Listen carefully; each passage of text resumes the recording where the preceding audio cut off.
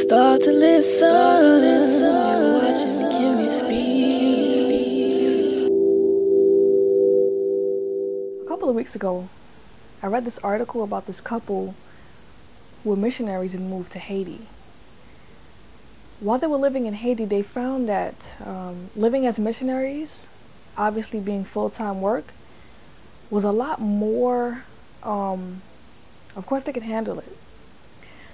But when it came to doing all the different chores and the housework and the upkeeping and the shopping and the things that were important to their survival, if they were to minister in Haiti, were just too difficult to handle as they were ministering.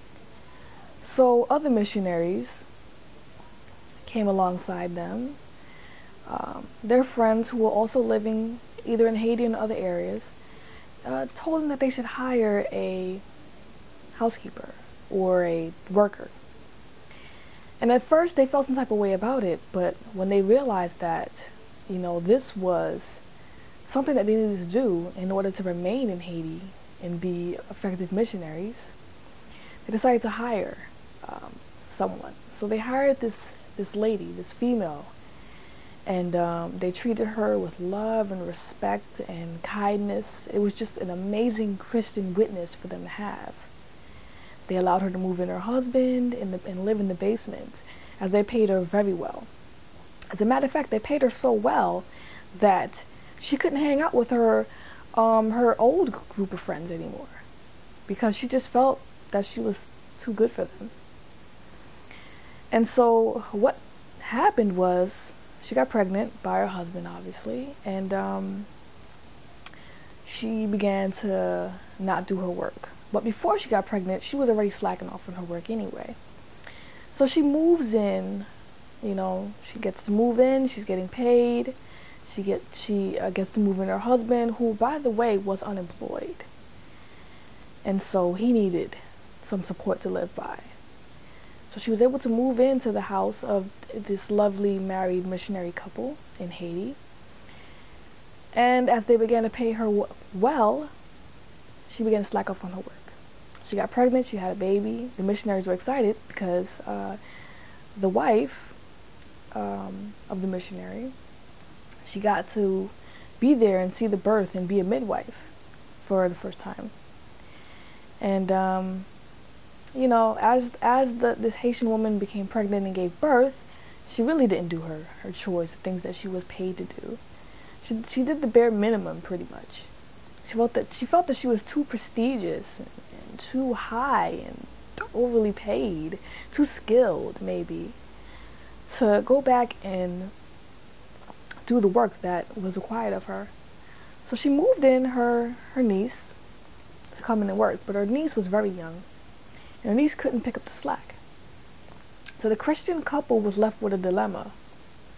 Here they were, they've opened up their house to now 4 people who are not in their family, who are natives of Haiti, and need the money.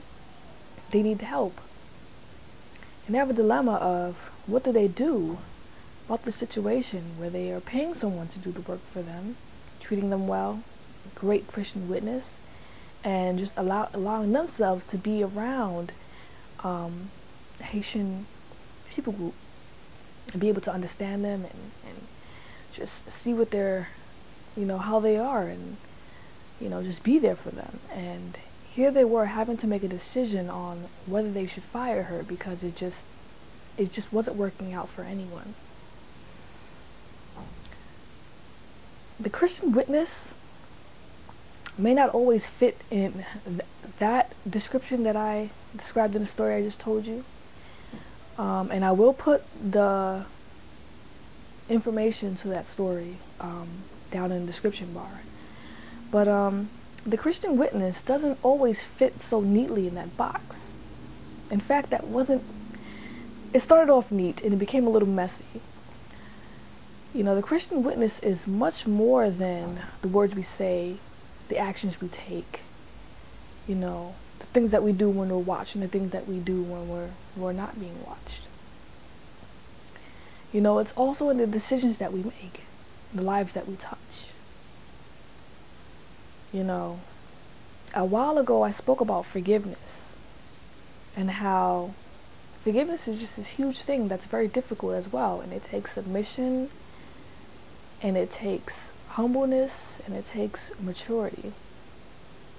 But it's something we have to do, because the Father says we have to forgive. He's forgiven us, we should forgive as well. Who are we to hold a grudge against someone? You know? And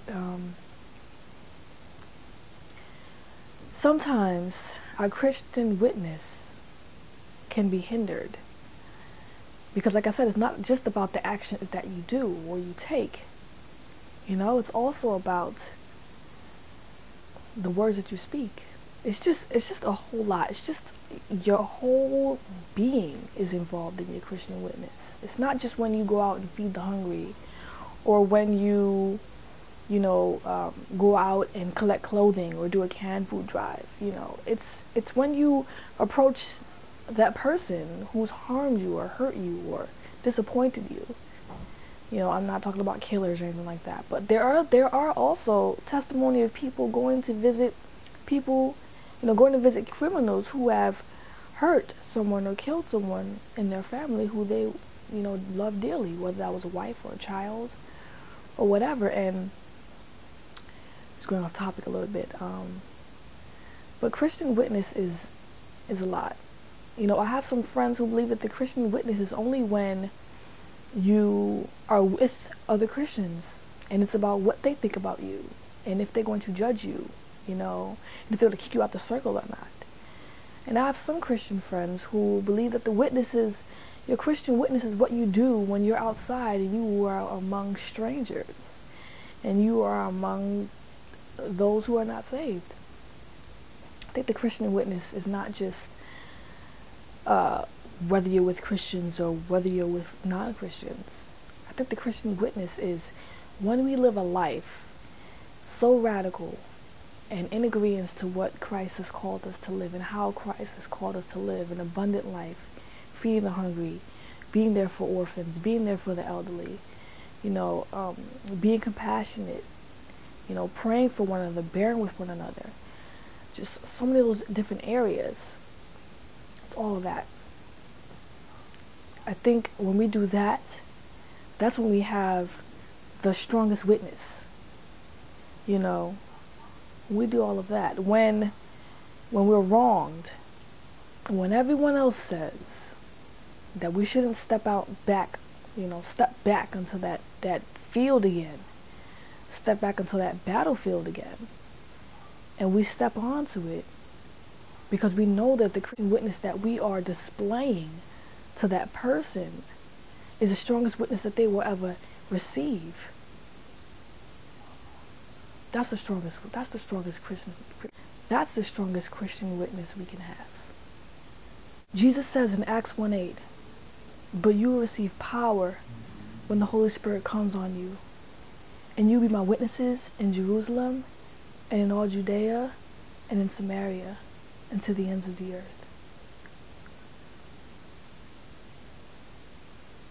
Christian witness is how we witness Christ to other people. It's not just on Sundays. It's not just when you pass out a pamphlet. It's in your everyday life. You're eating, you're sleeping, you're thinking, your encouragement of others. When you step back onto the enemy lines, when others tell you should turn your back and leave the other person alone, it's when you go back to lift up that person and bring them with you to the other side. Tough. Very tough. But a witness nonetheless. It's Kimmy Speaks. Thank you for watching. Hope this message touched you in some way. Don't forget to leave your prayer requests, your comments, questions, praise reports in the comment section below. Whether you're watching this on Facebook or on YouTube. God bless. I'll speak to you soon.